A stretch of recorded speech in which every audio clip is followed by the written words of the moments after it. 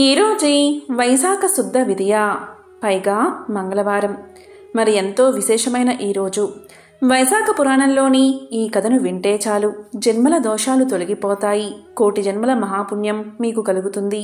మరి ఆ కథ ఏంటో ఇప్పుడు ఈ వీడియోలో తెలుసుకుందాం. పూర్వం ఇక్ష్వాకు రాజవంశమున హేమాంగుడు అనే రాజు ఉన్నాడు. అతను గోదానాలు అనేకం చేశాడు. భూమి యందు రేణువులను లెక్కించుట, నీటి బొట్టులను గణించుట, ఆకాశమునందలి నక్షత్రాలంటిని లెక్కించడం ఎంత కష్టమో ఆ రాజు చేసిన గోదానాలను లెక్కించడం అంత కష్టం. అనేక యజ్ఞాలు చేశాడు.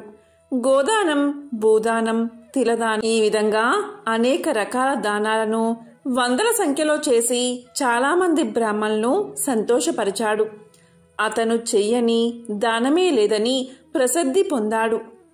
అందరికీ సులభంగా దొరికేది జలం, అంటే నీరు. అది దైవదత్తము. అటువంటి జలాన్ని దానం ఇవ్వడమేమిటి అని అనుకుని జలదానం మాత్రం చెయ్యలేదు అతను. బ్రహ్మపుత్రుడైన వశిష్ఠుడు ఆ మహారాజుకు గురువు, పురోహితుడు. ఆ వశిష్ఠుడు జలదానం చెయ్యమని రాజుకు ఎన్నోసార్లు చెప్పాడు. నీరు అమూల్యమైనది, అలాంటి దాన్ని దానమిస్తే విలువైన ఫలితం ఏమి వస్తుంది? ఎవరికి సులభంగా దొరకని వాటిని దానమిస్తే పుణ్యం కలుగుతుంది. అలాంటి వస్తువులనే దానమిస్తాను అని రాజు సమాధానం చెప్పాడు. అదేవిధంగా ఎవరూ గౌరవించిన వారిని ఆదరించడమే యుక్తమని తలచి అంగవైకల్యం గల బ్రాహ్మణులను, దరిద్రులను, ఆచారహీనులను ఆదరించి గౌరవించేవాడు. ఆచారవంతులను, పండితులను, సద్బ్రాహ్మణులను ఆదరించలేదు, గౌరవించలేదు. అందరూ ప్రసిద్ధులను, ఉత్తములను మాత్రమే గౌరవిస్తే అనాథులు, విద్యాహీనులు అయిన బ్రాహ్మణులకు, దరిద్రులకు ఆదరణ ఎవరు చేస్తారు? నేను అలాంటి వారిని గౌరవిస్తాను, అలాంటి వారిని మాత్రమే ఆదరిస్తాను అని చెప్పి రాజు ఈ విధంగా అపాత్రులకు మాత్రమే దానాలు ఇచ్చేవాడు. రాజు జలదానం చేయకపోవడం వల్ల చాతక పక్షిగా జన్మించాడు. ఒక జన్మలో గద్దగా, కుక్కగా జన్మించాడు. తరువాత మిథిలా దేశమున పాలించే శృతకీర్తి మహారాజు గృహంలో గోడపై ఉండే బల్లిగా జన్మించాడు. అక్కడ వాలే కీటకాలను తింటూ బల్లి అయి హేమాంగద మహారాజు జీవనం గడుపుతున్నాడు. ఇలా 8 సంవత్సరాలు కాలం ఉన్నాడు. మిథిలాదేశ రాజగృహానికి శృతదేవ మహాముని ప్రయాణంచే అలసిపోయి మధ్యాహ్న కాలమున అక్కడికి చేరుకున్నాడు. మహారాజు అయిన శృతకీర్తి ఆ మునిని చూసి ఎంతో ఆనందంతో ఆ మునికి ఎదురు వెళ్లి సగౌరవంగా ఇంటిలోకి ఆహ్వానించాడు. ఆ మునిని మధుపర్కం మున్నగు వాటితో పూజించి ముని పాదాలను కడిగి ఆ నీటిని తన తలపై చల్లుకున్నాడు. అలా జల్లుకోవడంలో తలపై జల్లుకున్న నీటి తుంపర్లు కొన్ని ఎగిరి గోడ మీద ఉన్న బల్లిపై దైవికంగా పడ్డాయి. ఆ పవిత్ర జలస్పర్శ కలగడం చేతనే ఆ బల్లికి పూర్వజన్మ శృతి కలిగి తన దోషాన్ని తెలుసుకుని పశ్చాత్తాపం కలిగింది. నన్ను రక్షింపుము, నన్ను రక్షింపుము అని మానవుల్లాగా ఆ మునిని ప్రార్థించింది ఆ బల్లి. అప్పుడా ముని ఆ బల్లి మాటలకు ఎంతో ఆశ్చర్యపడి, ఓ బల్లి, నీవెందుకు ఇలా దుఃఖిస్తున్నావు? నీవు ఏ పని చేసి ఇలాంటి దశను పొందావు? ఇలా ఎందుకు అరుస్తున్నావు? నీవు దేవజాతి వాడవా, లేక రాజువా, లేక బ్రాహ్మణుడువా? అసలు నీవెవరు? నీకీ దశ ఎందుకు వచ్చిందో చెప్పు, నేను నీకు సహాయం చేస్తాను అన్నాడు. శృతదేవుని మాటలు విన్న బల్లి రూపంలో ఉన్న హేమాంగద మహారాజు ఇలా పలికాడు. మహాత్మా, నేను ఇక్ష్వాకు కులమున జన్మించిన హేమాంగదుడు అనే మహారాజుని, వేద శాస్త్ర విశారదుడిని.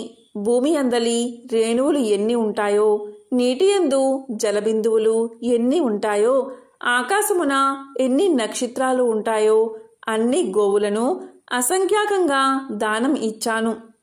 ఎన్నో యజ్ఞాలు చేశాను. ఎన్నో చెరువులను తవ్వించాను. సర్వ విధాలైన దానాలు చేశాను.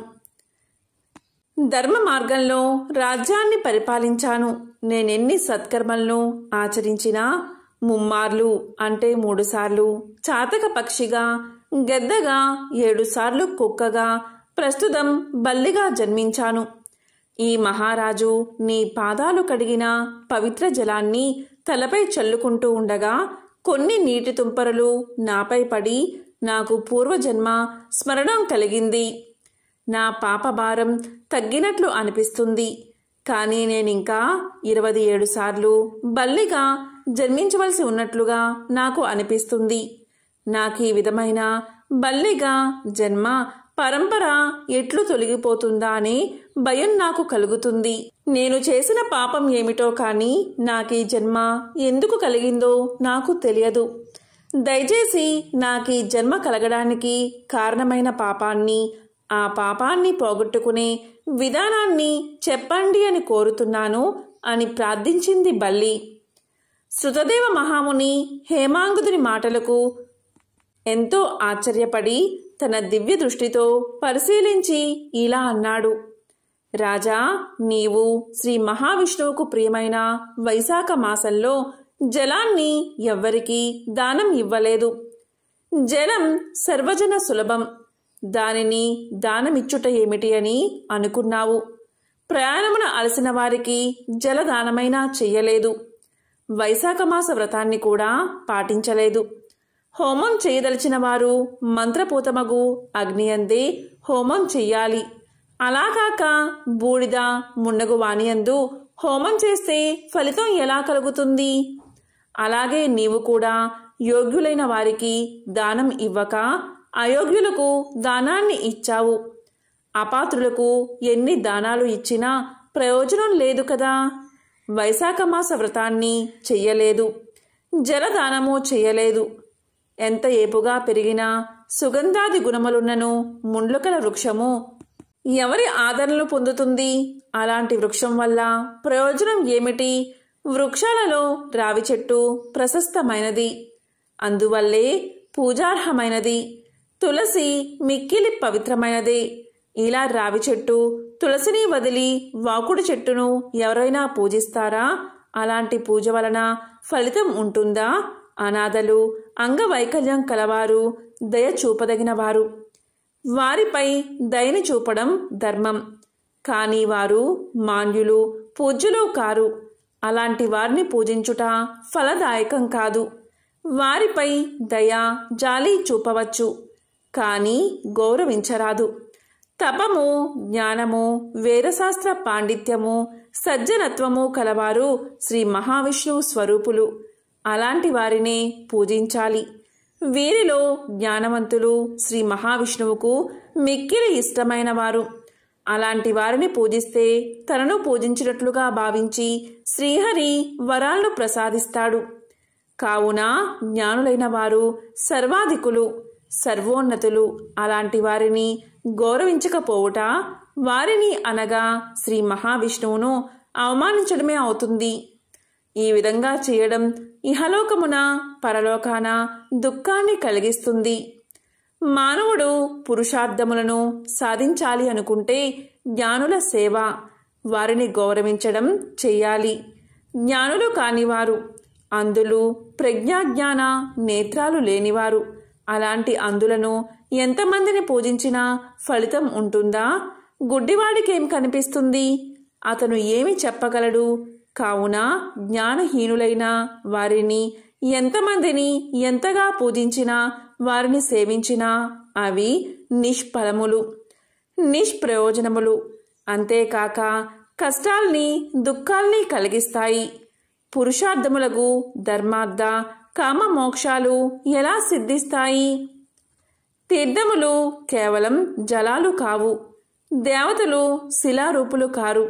చిరకాలం తీర్థ స్నానం, సేవ చేస్తే శిలారూపంలో ఉన్న దైవాన్ని చిరకాలం పూజిస్తే వారి అనుగ్రహం కలుగుతుంది.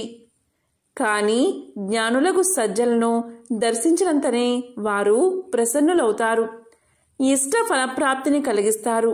కావున జ్ఞానులకు వారిని సేవిస్తే, వారి ఉపదేశాన్ని పాటిస్తే విషాదం ఉండదు, ఇష్ట ప్రాప్తిచే సంతోషం కలుగుతుంది. అమృతమును సేవిస్తే జన్మ, మృత్యువు, ముసలితనము మున్నగు వారిని వదిలి బాధ ఉండదు, అమృతత్వ సిద్ధి కలుగుతుంది. హేమాంగద మహారాజా, నీవు వైశాఖ మాస వ్రతాన్ని ఆచరించలేదు, జలదానం చేయలేదు, జ్ఞానులకు వారిని సేవించలేదు, కాబట్టే నీకు ఇలాంటి దుర్గతి కలిగింది. నీకు ఈ వైశాఖ మాస వ్రతం ఆచరించి నేను సంపాదించిన పుణ్యాన్ని కొంత నీకిస్తాను. దీనివల్ల దుర్దశ శాంతించుటకై భవిష్య వర్తమాన కాలాల్లోని నీ పాపాలను, వాని ఫలాలను పోగొట్టుకుని విజయాన్ని పొందగలవు అని పలికి శృతదేవ మహాముని నీటిని స్పృశించి బల్లి రూపంలో ఉన్న హేమాంగద మహారాజునకు తాను చేసిన వైశాఖమాస వ్రతంలోని కొన్ని దినాల పుణ్యాన్ని ధారపోశాడు. ఆ పుణ్యఫలం పొందినంతనే హేమాంగద మహారాజు బల్లి రూపాన్ని విడిచి దివ్య రూపాన్ని పొందాడు. శృతకీర్తి మహారాజుకు శృతదేవ మహామునికి నమస్కారం చేశాడు. వారి అనుమతితో శ్రీహరి పంపిన దివ్య విమానం ఎక్కి పుణ్యలోకాలకు వెళ్ళిపోయాడు. దేవతలందరూ హేమాంగదుని అదృష్టానికి మెచ్చుకున్నారు. హేమాంగదుడు పుణ్యలోకంలో 10,000 సంవత్సరాలు ఉన్నాడు. దివ్యలోక భోగాలను అనుభవించాడు. ఆ తర్వాత ఇక్ష్వాకు కులంలో కాకుత్స మహారాజుగా జన్మించాడు. 7 ద్వీపాల భూమిని సజ్జనులు, జ్ఞానులు మెచ్చేటట్లు పరిపాలించాడు. శ్రీ మహావిష్ణువు అంశను పొంది ఇంద్రుడికి స్నేహితుడై ఉన్నాడు. కులగురువైన వశిష్ఠ మహాముని ఉపదేశాన్ని పాటించాడు. వైశాఖ మాస వ్రతాన్ని సంపూర్ణంగా ఆచరించాడు. అందు చేయవలసిన దాన ధర్మాలంటినీ శ్రద్ధాసక్తులతో భక్తిపూర్వకంగా చేశాడు. సర్వ పాపాలను పోగొట్టుకున్నాడు. దివ్య జ్ఞానాన్ని పొందాడు. శ్రీ మహావిష్ణువు సాయుధ్యాన్ని పొందాడు. కాబట్టి వైశాఖ మాస వ్రతం సర్వ పాపహరం, అనంత పుణ్యప్రదం. ప్రతి మనిషి వైశాఖ మాస వ్రతాన్ని, వ్రతాంగములకు దాన ధర్మాలను పాటించి శ్రీహరి అనుగ్రహాన్ని పొందాలి అని నారదుడు అంబరీషునకు వైశాఖ మాస వ్రత విశిష్టతను వివరిస్తూ గృహగోధికా వృత్తాంతాన్ని వివరించాడు. పూర్వకాలంలో కళింగ దేశంలో వెంకటాచారి అని కంసాలి ఉండేవాడు. అతడు పనిలో ఎంతో నైపుణ్యం చెందినవాడిలాగా పేరుగాంచాడు. వెంకటాచారి భార్య సుమతి ఎంతో దైవభక్తురాలు. ఆ దంపతులకు 2 ఆడపిల్లలు, శారద, నీరజ. వారు చక్కగా చదువుకుంటూ తల్లికి చేదోడు వాదోడుగా ఉండేవారు. వెంకటాచారి నైపుణ్యం కలవాడే, కాని ఏమాత్రం కల్తీకి పాల్పడకుండా ఎంతో నిజాయితీగా పనిచేసేవాడు. మిగిలిన తోటి కంసాలుడు కక్కుర్తుపడి కల్తీ చేసి తక్కువ సొమ్ముకే పనులు ఒప్పుకుని చేసేవారు. దీనివల్ల వెంకటాచారికి ఆదాయం అంత ఎక్కువగా ఉండేది కాదు. ఏదో వచ్చిన సొమ్ముతో కాలం గడుపుతూ ఉండేవాడు. ఇలా రోజులు గడుస్తూ ఉండగా కూతుర్లకి వివాహ వయసు వచ్చింది. నెమ్మదిగా పెద్ద కూతురికి సంబంధాలు వెతకడం మొదలుపెట్టాడు. కాని ఎక్కడా ఏదీ కుదరలేదు.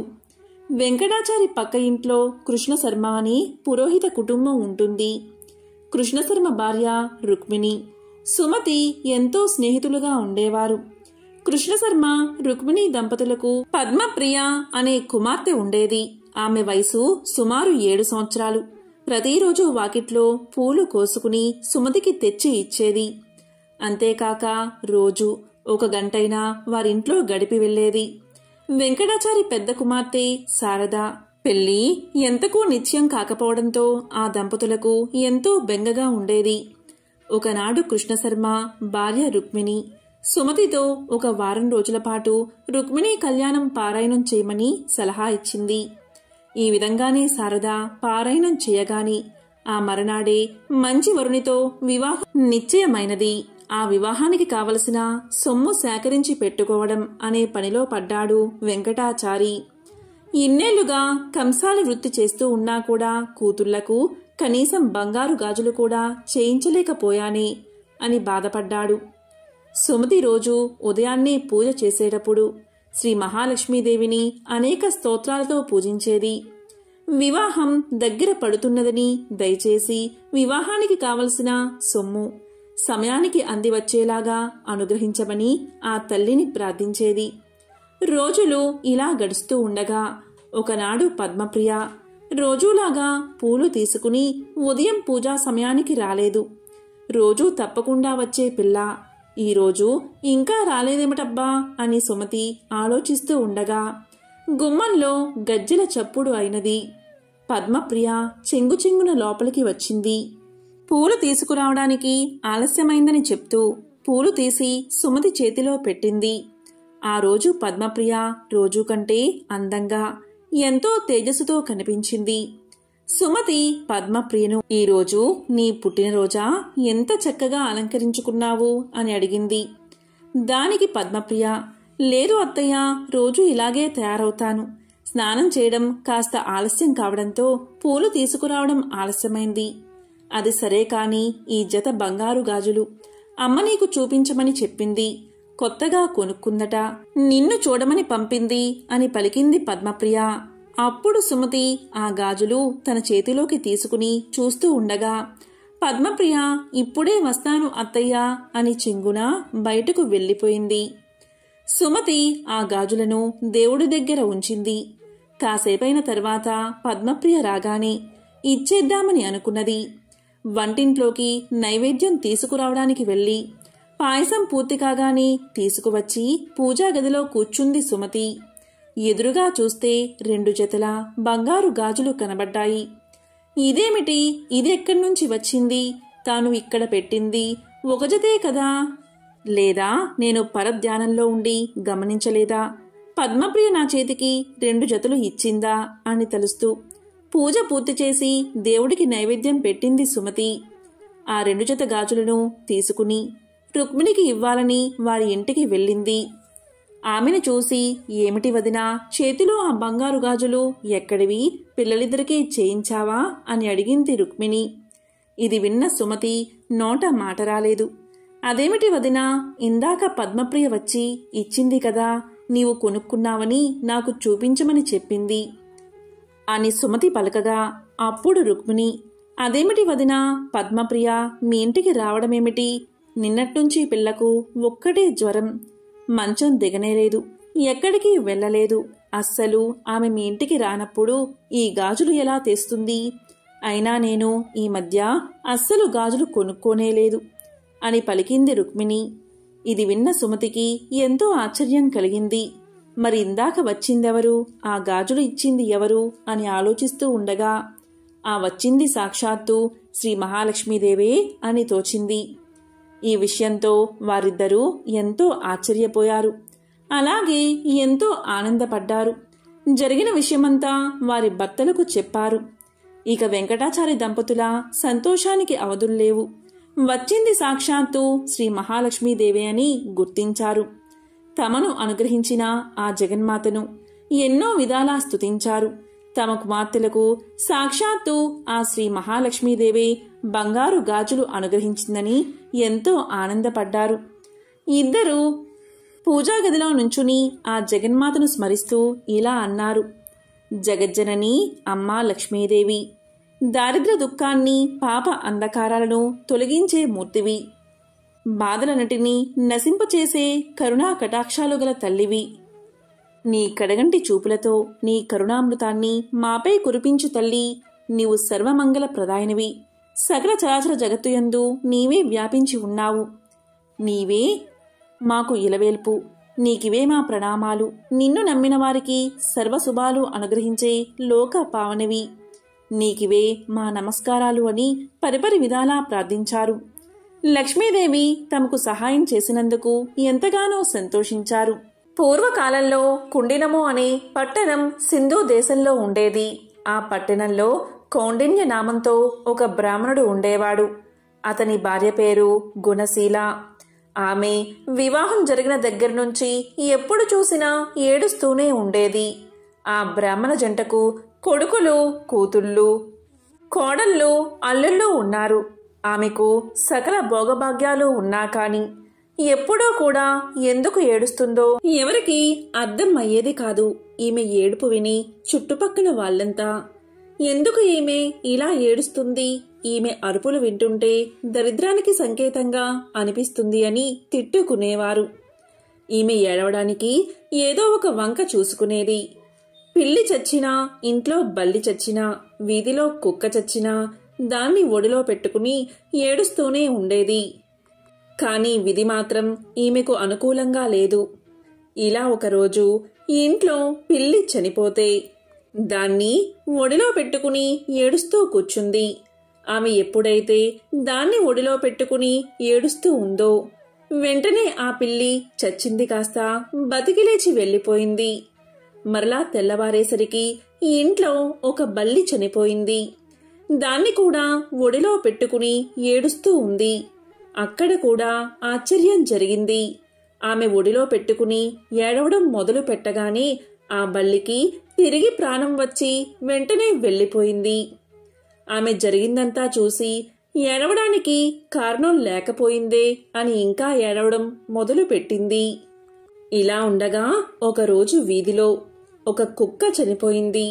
దాని దగ్గరకు వెళ్లి ఒడిలో కుక్కను పెట్టుకుని ఏడుస్తూ ఉంది. ఆమె అలా ఒడిలో పెట్టుకుని ఏడవడం మొదలు పెట్టగానే ఒక్క దెబ్బకు ఆ కుక్క బతికి పరుగు పెట్టింది. అది చూసి, దేవుడా, నాకు మనస్ఫూర్తిగా ఏడ్చే స్వతంత్రం కూడా లేకుండా చేస్తున్నావు అని బోరున ఏడవడం మొదలుపెట్టింది. ఇదంతా చూసిన జనానికి ఇదేదో వింతగా అనిపించింది. అలా వారు ఆమె వైపు విచిత్రంగా చూడసాగారు. ఇక ఏడవడానికి కుదరడం లేదు అని ఒక ఉపాయం చేసింది. బయట ఉన్న తేలులను తీసుకువచ్చి ఉప్పు పాత్రల్లో, మిగతా పాత్రల్లో తేలుల్లో జర్రుల్లో ఉంచింది. ఎందుకు అంటే కూతుర్లు కోడళ్ళు అలా వంట నిమిత్తం చేతులు ఆ పాత్రలో పెట్టగానే అవి కుడతాయి కనుక ఆ నొప్పితో వారు ఏడుస్తూ ఉంటే వారి పక్కన కూర్చుని ఏడవచ్చు అని ఈమె ఆలోచన. కాని విధి మాత్రం ఆమెకు వ్యతిరేకంగా ఉంది. కూతుర్లో కోడళ్ళు వాటిలో తమ చేతులు పెట్టగా జర్రెలు అలాగే తేల్లో వస్తువులుగా మారిపోయాయి. అంతేకాదు, తన కొడుకుల బట్టల్లో పాములు ఉంచేది. అలా పాములు కరిస్తే కొడుకులు చచ్చిపోతే ఏడవచ్చు అని ఈమె ఆలోచన.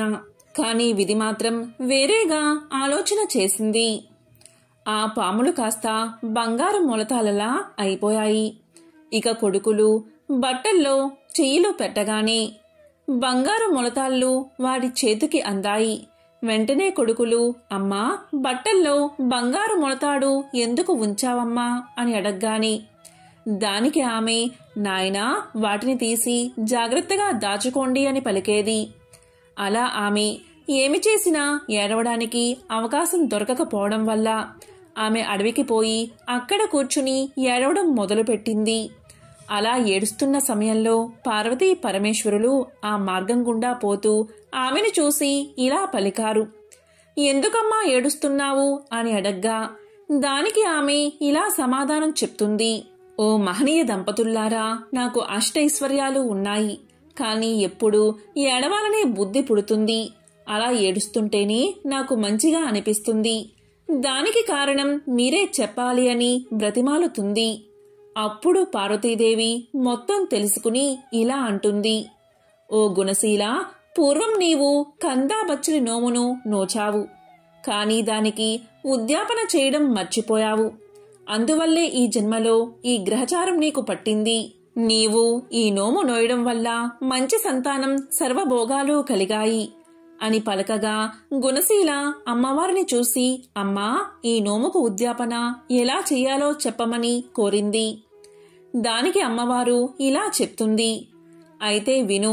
వెండితో కంద దుంపను చేయించు, బంగారంతో బచ్చలి తీగ చేయించు, మంచి కంద సేరు, బచ్చలి అరసేరు, 5 మానికల బియ్యం, పసుపు కుంకుమలతో, నల్ల పూసలు, రవికల గుడ్డలు, మెట్టెలు, మంగళ సూత్రాలతో, ముత్తైదువులకు దక్షిణ తాంబూలాలతో వాయనాలు సమర్పించు అని పార్వతీదేవికి చెప్పింది. అంతట గుణశీల ఇలా పలుకుతుంది. అయితే తల్లి, నేను వచ్చేంత వరకు ఇక్కడే ఉండమని ప్రార్థించి పరుగు పరుగున ఇంటికి పోయి అన్ని వస్తువులు తీసుకువచ్చి పార్వతీ అమ్మవారికి సమర్పించి ఉద్యాపన చేసింది. ఇక పార్వతీ అమ్మవారు నిండు హృదయంతో ఆమెకు ఆశీస్సులు అందించారు. అంతతో అమ్మవారు అంతర్ధానమయ్యారు. ఇక గుణశీల ఇంటికి వచ్చి జరిగిందంతా ఇంట్లో వారికి చెప్పేసరికి అందరూ ఆశ్చర్యపోయారు. 4 జాతుల వారు కుల భేదం లేకుండా ఈ వ్రతాన్ని ఆచరిస్తే సమస్త దుఃఖాలు తొలగిపోతాయని ఆమె చెప్పింది. దాంతో అందరూ కందాబచ్చలి వ్రతాన్ని ఆచరించి సర్వదుఃఖాలను పోగొట్టుకుని సుఖంగా జీవించారు. ఈ వ్రత కథను ఎవరైతే వింటారో వారికి సమస్త దుఃఖాలు తొలగిపోయి సకల శుభాలు కలుగుతాయి. పూర్వం గండకీ నదీ తీరాన ఉన్న సిరిపురం రాజ్యాన్ని వీరసేన మహారాజు జనారంజకంగా పరిపాలిస్తూ ఉండేవాడు. పాడి పంటలతో సుఖ సంతోషాలతో ప్రజలు ఆనందంగా జీవిస్తూ ఉండేవారు. ఈ వీరసేన మహారాజుకు వేట అంటే మిక్కిలి మక్కువ. అతను ఒకసారి గండకీ నదీ తీరాన్ని ఆనుకుని ఉన్న అడవిలోకి బయలుదేరాడు. చాలాసేపు క్రూర జంతువుల్ని వేటాడాడు. దాంతో రాజు రెట్టించిన ఉత్సాహంతో బాగా దట్టమైన అడవిలోకి వెళ్లిపోయి దారిని తప్పాడు. వెనుక ఉన్న సైన్యాలు రాజుని అందుకోలేక వెనుక పడ్డారు. ఇలా 2 రోజులు గడిచాయి. రాజు జాడ కోసం సైన్యాలు 4 భాగాలుగా విడిపోయి 4 దిక్కులా గాలించి అతి కష్టం మీద 3వ రోజున రాజు జాడ కనుక్కుని అందరూ ఒక చోటకు చేరుకున్నారు. గుర్రం మీద 3 రోజులు ఒంటరిగా ప్రయాణించిన రాజు బాగా అలసిపోయి నిస్సత్తువుగా ఉండిపోయాడు. వెంట తెచ్చుకున్న ఆహార పదార్థాలు నీళ్లు ఖర్చయిపోవడంతో సైనికులు కూడా అలసిపోయి ఆకలితో ఉన్నారు. చాలాసేపు గాలింపు తర్వాత వాళ్లకి ఒక చిన్న పంట పొలం కనిపించింది. దాంట్లో చెరుకు, మొక్కజొన్న పంటలు ఉన్నాయి. దాంతోపాటు మామిడి, సీతాఫలం బాగా విరగకాచి ఉన్నాయి.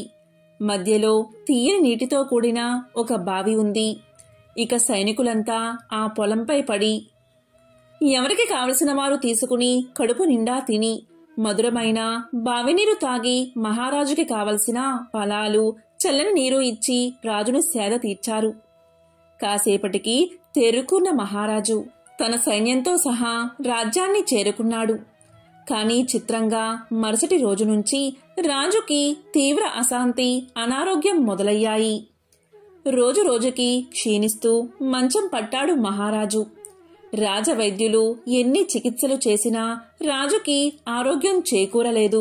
ఈ విధంగా రోజులు నెలలు గడిచినా కూడా తన రోగం తగ్గకపోయేసరికి రాజు తన గురువైన తపోధనుడైన సదానంద మహర్షిని పిలిపించి తన సమస్యను పూర్తిగా వివరించాడు. అప్పుడు ఆ మహర్షి తన దివ్య దృష్టితో జరిగిందంతా తెలుసుకుని ఇలా పలికాడు. రాజా, రాజన్నవాడు ప్రజల్ని క్రూర మృగాల నుంచి రక్షించాలి. అది కూడా ప్రజలు క్రూర జంతువుల వల్ల తమకి ప్రాణభయం ఉందని ఫిర్యాదు చేసినప్పుడు మాత్రమే చేయాలి. కానీ నీవు మృగ వినోదం కోసం అకారణంగా జంతువుల్ని వేటాడి మూగ జంతువుల్ని హింసించావు. పైగా నీ సైనికులు ఓ పైరు పంటలో చొరబడి పేద రైతు యొక్క కష్టాన్ని దోచుకుని తిన్నారు. అందులో కూడా నీ సైనికులు అతని అనుమతి తీసుకోలేదు. అందులో నీకు కూడా భాగం ఉంది. ఆ పాపం కలిపురుషుడిగా మారి నిన్ను వేటాడుతుంది అని చెప్పాడు మహర్షి. ఇది విన్న రాజు ఎంతో ఆశ్చర్యపోయి ఇలా పలికాడు. మహాత్మా, మన్నించండి. నేను ఈ దేశపు రాజుని కదా. నా రాజ్యంలో ఉన్న సకల ప్రజల మీద, వాళ్ళ ఆస్తుల మీద, ధనధాన్యాలు, పంట పొలాలు, తోటలు, వ్యాపారాలు అన్నిటిపైన నాకు సర్వాధికారాలు ఉన్నాయి కదా. మరి నాకు పాపం ఎలా అంటుతుంది అని అడిగాడు. దానికి మహర్షి ఇలా చెప్పాడు.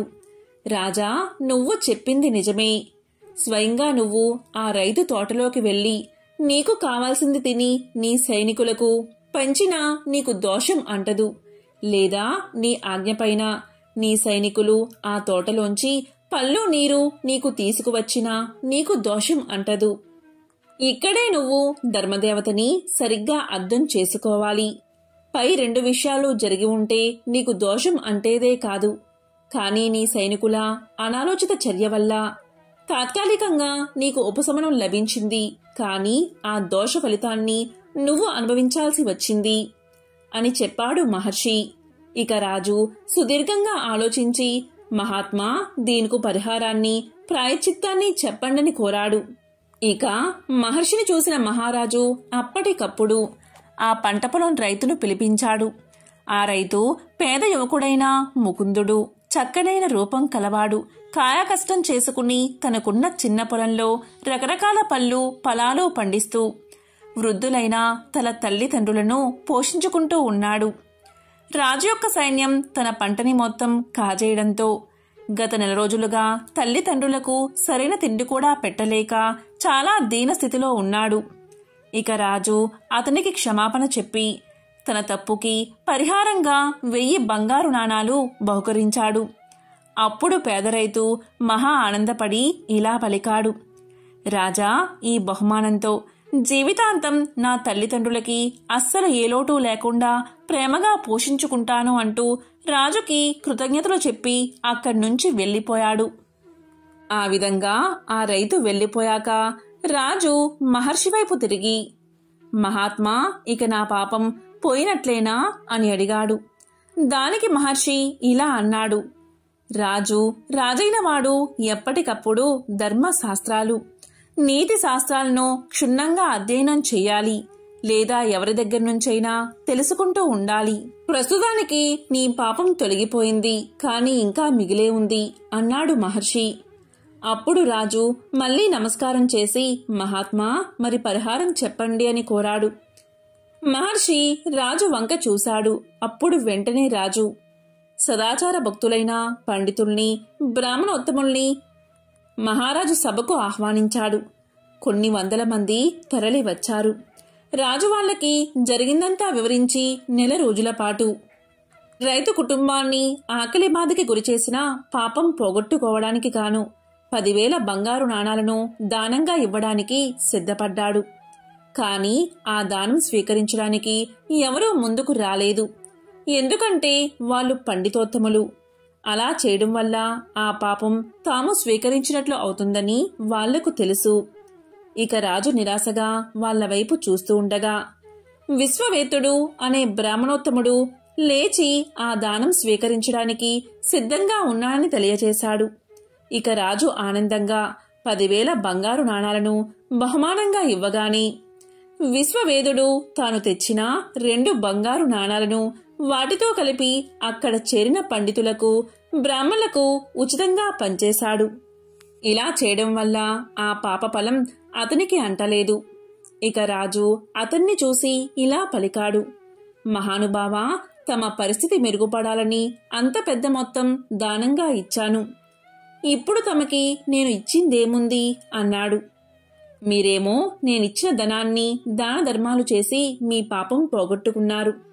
ఇప్పుడు నేను మీకు ఎలా సహాయం చేయగలను అని అడగ్గా దానికి ఆ బ్రాహ్మణోత్తముడు బదులిస్తూ ఇలా అన్నాడు, రాజా, గండకీ నదీ తీరాన ఉభయ సంధ్యల్లో సంధ్యావందనంతో పాటు గ్రామీణుల ఇళ్లల్లో పూజాది శుభకార్యాలలో పౌరోహిత్యం చేసుకుంటూ ఉంటాను నేను. ఆ వచ్చిన ధనంతో నేను నా భార్య ఆనందంగా జీవిస్తున్నాం. మీరు నాకేమైనా సహాయం చెయ్యాలి అనుకుంటే గండకీ నదీ తీరంలో ఒక అపురూప శివాలయాన్ని నాకు నిర్మించి ఇస్తే చాలు. నా శేష జీవితాన్ని ఆనందంగా గడిపేస్తాను. దాంతో మా ఇద్దరి జీవితాలు ఆ పరమేశ్వరుడి అనుగ్రహం వల్ల పరిపూర్ణమవుతాయి అని చెప్పగా రాజు దానికి ఆనందంగా ఒప్పుకుని ఆ బ్రాహ్మణుడికి శివాలయం కట్టించి ధర్మదేవత యొక్క అనుగ్రహం పొంది ధన్యుడు అయ్యాడు రాజు. కాబట్టి అధికార బలంతో ఇతరుల మనస్సును ఎప్పుడూ నొప్పించరాదు. ఇలా చేస్తే మనశ్శాంతి కలుగుతుందని ఈ కథ మనకు తెలియచేస్తుంది. ఎంతో పవిత్రమైన విశేషమైన ఈ రోజు ఈ కథను వింటే చాలు, సకల శుభాలు కలుగుతాయి. ఒక బ్రాహ్మణుడికి 5 కొడుకులు ఉన్నారు. వారికి పెళ్లిళ్లు జరిగి భార్యతో హాయిగా కాపురం చేసుకుంటున్నారు. వారిలో 5వ కోడలు కరుల్లా గౌరీనోము పట్టింది. ఆమె సూర్యుణ్ణి ఆరాధిస్తూ అత్త సొమ్ము అక్కర్లేదు, మామ సొమ్ము అక్కర్లేదు, పుత్రి సొమ్మొద్దు, పురుషుని సొమ్ము అసలే వద్దు, నా సొమ్ము నాకిమ్ము అని పలికేది. రోజు ఈ విధంగా అండం విన్న అత్తా మామలు, బావా మరదళ్ళు తోడి కోడళ్ళు భర్తకు ఆమెపై కోపం వచ్చింది. అందరూ కలిసి ఒకరోజు ఆమె నిద్రపోతూ ఉండగా మంచంతో సహా ఆమెను అడవిలో విడిచి వచ్చారు. ఆమె నిద్ర లేచింది. భయపడక ఆమె అక్కడే స్నానం చేసి సూర్యదేవుణ్ణి ప్రార్థిస్తూ ఉండగా దోసిట రత్నాలు పడ్డాయి. వాటితో పసుపు, కుంకుమ, కొంచెం ఉప్పు, మిరపకాయలు, బియ్యము కొని ఒక ముసలవాని సహాయంతో ఆ సమీప గ్రామాన చిన్న ఇంటిలో ఉన్నది. ఎప్పుడైతే ఈమెను ఇలా చేశారో వారికి దరిద్రం పట్టి పల్లె పల్లెకు తిరుగుతూ అడుక్కుంటూ జీవితం గడపడం మొదలుపెట్టారు. అలా ఊరు తిరుగుతూ ఉండగా ఒక దగ్గర సూర్య నమస్కారం చేస్తున్న ఈమెను చూశారు. మన అమ్మాయి కూడా ఇలాగే సూర్య నమస్కారం చేసేది అని వారిలో వారు అనుకున్నారు. సూర్యుడి కరుణ వల్ల అక్కడ మేడలు, మిద్దెలు, ఇల్లు, వాకిళ్ళు, తోటలు, దొడ్లు విపరీతంగా కొన్నది ఆమె. నిత్యాన్నదానం చేసేది. ఒకరోజు అత్తామామలు వచ్చి అన్నం పెట్టమన్నారు. నా అత్తామామ మీలాగే ఉండేవారని వారిని చూసి పలికింది. ఇంతలో భర్త వచ్చాడు. ముగ్గురుకు తలంటు పోసి కొత్త బట్టలు కట్టబెట్టింది. వారితో కరుళ్ళు కొత్తవి కంచెంలో పెట్టి కరుళ్ళ గౌరీనోము నోయించింది. ఇలా 5 సంవత్సరాలు చేయించగానే వారి పాపాలన్నీ తొలగిపోయాయి. దాంతో వారు కోడలతో సహా ఎంతో ఆనందంగా జీవనం సాగించారు. ఎంతో పవిత్రమైన విశేషమైన ఈ కథను విన్నవారికి సకల శుభాలు కలుగుతాయి. మంగళవారం సందర్భంగా లక్ష్మీదేవికి సంబంధించిన ఒక విశిష్టమైన కథను ఇప్పుడు ఈ వీడియోలో తెలుసుకుందాం. పూర్వం అవంతి నగరంలో ధర్మయ్య, శ్యామల అనే దంపతులు ఉండేవారు. ధర్మయ్య వడ్రంగి పని చేసుకుంటూ జీవితం గడిపేవాడు. ఆ దంపతులకు 3 కుమార్తెలు. ఒక సంవత్సరం కరువు కాటకాలు వచ్చి ధర్మయ్యకు పని దొరకక ఇల్లు గడవడానికి కూడా చాలా కష్టపడ్డాడు. ఆ తరువాతి సంవత్సరం కూడా కరువుతో దేశమంతా అల్లాడిపోయింది. ప్రజలందరూ తిండి గింజలు దొరకక నానా ఇబ్బందులు పడ్డారు. ఇక ధర్మయ్య పరిస్థితి ఇంకా దారుణంగా ఉంది. తినడానికి 2 పూటల భోజనం కూడా దొరకక మరమరాలు తింటూ ఇల్లంతా కాలం గడుపుతున్నారు. కాని ఆ దంపతులిద్దరూ ఇంత కష్టకాలంలో కూడా భగవంతుణ్ణి మరవలేదు. వారి ఇంట్లో తరతరాల నుండి వస్తున్న శ్రీ లక్ష్మీనారాయణ విగ్రహం ఒకటి ఉంది. ఆ విగ్రహాన్ని రోజు భక్తి శ్రద్ధలతో పూజించేవారు. రోజు ఏదో ఒక పదార్థాన్ని తప్పకుండా నైవేద్యంగా పెట్టేవారు. అయితే 2 సంవత్సరాల నుండి కరువు వల్ల ఇంట్లో ఏ పదార్థమూ లేకపోవడం చేత ఈ ఇంటి ఆవరణలోని తులసి మొక్క నుండి ఒక దళాన్ని శ్రీ లక్ష్మీనారాయణలకు భక్తితో కళ్ళుకు అద్దుకుని సమర్పించేవారు. రోజులు ఇలా గడుస్తూ ఉండగా ఒకరోజు రాత్రి 10 గంటల సమయంలో ఎవరో తలుపు తట్టిన శబ్దం వినబడింది. ఈ వేళలో ఎవరు వచ్చి ఉంటారా అని ఆలోచిస్తూ తలుపు తీసిన ధర్మయ్య దంపతులకు మధ్య వయస్కులో ఉన్న ఒక ముత్తైదువు కనిపించింది.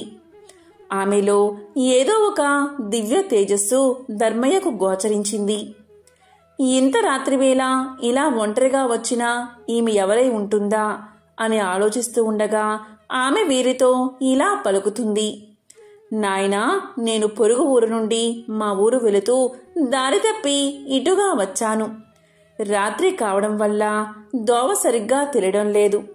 ఈ రాత్రి మీ ఇంటిలోనే పడుకుని తిరిగి ఉదయాన్నే వెళ్ళిపోతాను అని పలికింది. అప్పుడు ధర్మయ్య దంపతులిద్దరూ ఆమెను లోపలికి రమ్మని ఆహ్వానించారు. అతిథి భగవంతుడితో సమానం కదా, కాని ఆమెకు ఇవ్వడానికి ఇంట్లో ఏమీ కనిపించలేదు. వాళ్ళకి కాసిన్ని మంచినీళ్లు మాత్రమే ఇచ్చారు. ఇంట్లో పడుకోవడానికి ఒక చాప మాత్రమే ఉంది. ఆ రాత్రి ఆమె ఆ చాపపైనే నిద్రించింది. తెల్లవారగానే వెళ్ళడానికి సిద్ధమైంది. అప్పుడు ధర్మయ్య దంపతులిద్దరూ ఆమెతో ఇలా అన్నారు. తల్లి, నీవు తేజస్సుతో సాక్షాత్తు జగన్మాత అయిన శ్రీ మహాలక్ష్మిగా ఉన్నావు. నిన్ను ఒట్టి చేతులతో పంపుతున్నందుకు మాకు ఎంతో బాధగా ఉంది అన్నారు వారిద్దరూ. అప్పుడు ఆమె ఇలా పలుకుతుంది, దంపతులారా, మీరు చింతించవద్దు. మీ ఇంట్లో ఉండడానికి ఒప్పుకున్నారు, అదే చాలు అంది. అప్పుడు శ్యామలమ్మ ఆమెకు బొట్టు పెట్టి పంపించింది. ఆమె వెళ్ళిన తర్వాత కాసేపటికి ఇంట్లో ఏదో చప్పుడు వినిపించింది. ఏమిటా అది అని ఇల్లంతా చూడగా శ్రీ లక్ష్మీనారాయణ విగ్రహం వద్ద నుండి శబ్దం వస్తున్నట్టుగా వారు గమనించారు. అక్కడ కొన్ని బంగారు నాణాలు పడి ఉన్నాయి. అప్పుడు ఆ దంపతులకు జరిగిందంతా అర్థమైంది. రాత్రి తమ ఇంటికి వచ్చింది మరెవరో కాదు, సాక్షాత్తు జగన్మాత శ్రీ మహాలక్ష్మి. ఆ తల్లికి తామేమీ ఇవ్వలేకపోయామే, చెయ్యలేకపోయామే, కనీసం తగిన వసతి కూడా కల్పించలేకపోయామే అని ఎంతో బాధపడ్డారు. ఆ తల్లిని అనేక విధాలుగా స్తుతించారు. శ్రీ మహాలక్ష్మీదేవి అనుగ్రహం వల్ల కలిగిన ధనంతో పిల్లల పెళ్లిళ్లు ఘనంగా జరిపించారు. జీవించినంతకాలం సుఖంగా జీవించి ఎన్నో సత్కార్యాలు చేసి చివరకు ముక్తిని పొందారు. దీపం లక్ష్మీ స్వరూపం. ధర్మయ్య దంపతులు రోజు శ్రీ లక్ష్మీనారాయణ విగ్రహం వద్ద దీపం వెలిగించేవారు. ఎంతటి కష్ట సమయంలో అయినా దీపారాధన మాత్రం మానలేదు. అందువల్ల శ్రీ మహాలక్ష్మీదేవి ఎంతో సంతోషించి వారిని అనుగ్రహించింది. దీపం జ్ఞాన స్వరూపం, దీపం ఐశ్వర్య స్వరూపం. దీపం ఉన్న చోట శ్రీ మహాలక్ష్మి చిరునవ్వుతో ఉంటుంది. ఎవరైతే నిత్యం దీపారాధన చేస్తారో వారు సిరి సంపదలతో తులతూగుతారు. వారికి దేనికి లోటు ఉండదు. ధనధాన్యాలు సమృద్ధిగా ఉంటాయి. ఆ తల్లి అనుగ్రహం ఉన్నవారికి సర్వ సౌభాగ్యాలు లభిస్తాయి. ఓ జగజ్జనని, జగన్మాత శ్రీ మహాలక్ష్మి, నీకు ఇవే మా నమస్కారాలు. మంగళప్రదాయని నీవు, నీకే ఇవి మా ప్రణామాలు. లోకేశ్వరి, నీకు ఇవే మా నమస్కారాలు. భక్తుల కోరికలు తీర్చే కల్పవల్లివి నీవు. నీ కటాక్షం ఉన్నవారికి సర్వ సౌభాగ్యాలు చేకూరతాయి. దేనికి లోటు లేకుండా జీవితమంతా ఆనందంగా గడుస్తుంది. శ్రీ మహాలక్ష్మి కటాక్షం లేనివారు బానిసత్వం, దారిద్ర్యం, అప్పులు, భార్యావియోగం, అనారోగ్యం ఇలాంటి అనేక కష్టాల పాలవుతారు. సర్వమంగళ ప్రదాయిని అయిన జగన్మాత ఆరాధించిన వారికి దేవిని దాసదాసీ జనం, పుత్రులు, మిత్రులు, బంధువులు, ఆరోగ్యం, ధనం, ధాన్యం, వాహనమనే అష్టైశ్వర్యాలు లభిస్తాయి. శ్రీ లక్ష్మీనారాయణను ఎవరైతే ఎప్పుడూ మనసులో ప్రార్థిస్తూ ఉంటారో వారికి సర్వ సౌభాగ్యాలు కలుగుతాయి. వారికి ఎటువంటి పరిస్థితుల్లో కూడా ఆపద దరిచేరదు. శ్రీ లక్ష్మీనారాయణులు అన్యోన్యమైన జంట. మత్స్య అవతారంలో శ్రీ లక్ష్మిగాను, కూర్మావతారంలో కూర్మావతిగాను, నరసింహ అవతారంలో శ్రీ మహాలక్ష్మిగాను, వరహ అవతారంలో భూలక్ష్మిగాను, శ్రీరామావతారంలో సీతగాను, శ్రీకృష్ణావతారంలో రుక్మిణిగాను ఆ మహాలక్ష్మి తన పెర్మిటి అయిన శ్రీమన్నారాయణుడితో కలిసి అవతరించింది. ఎంతో పవిత్రమైన విశేషమైన ఈ రోజు ఈ కథలను విన్నా, చదివినా, చెప్పినా, వినిపించినా అష్టదరిద్రాలు తొలగి అష్టైశ్వర్యాలు కలుగుతాయి. లక్ష్మీనారాయణల కటాక్షం మీకు కలుగుతుంది. ఓం నమో నారాయణాయ. ఓం శ్రీ మహాలక్ష్మియే నమః. ఓం శ్రీ మాత్రే నమః. ఓం నమః శివాయ.